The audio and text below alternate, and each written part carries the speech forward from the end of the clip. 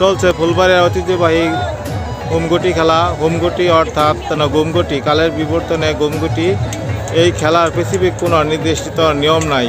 4টি দিকের সমন্বয়ে খেলাটি সংগঠিত হয়ে থাকে।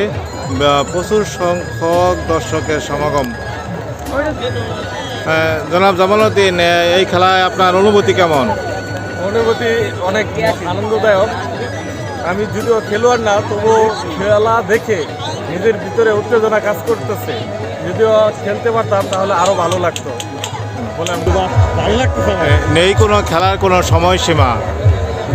বিকেল থেকে শুরু হয়ে রাত পর সারা রাত এমনকি পরদিন পর্যন্ত খেলা সংগঠিত হয়ে থাকে।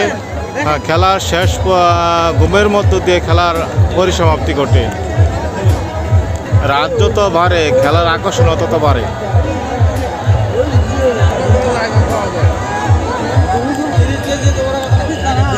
কেজি না 40 কেজি। এটি 266তম খেলা।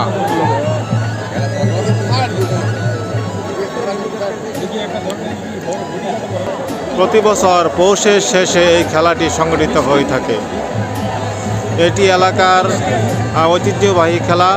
এই খেলায় এই এলাকা উৎসবমুখর পরিবেশ ধারণ করে। শত শত বছর পেরিয়ে গেলেও এই খেলার আকর্ষণীয়তা এখনও কমেনি। ক্রমে ক্রমে তা উৎসবমুখর পরিবেশ ধারণ করছে। ঘুমগুটি অর্থাৎ ঘুমগুটি খেলা ফুলবাড়ির ঐতিহ্যবাহী খেলা, তা বলার অপেক্ষা রাখে না। ঘুমগুটি খেলার মাঠ থেকে ইব্রাহিম খলিল ধন্যবাদ সবাইকে।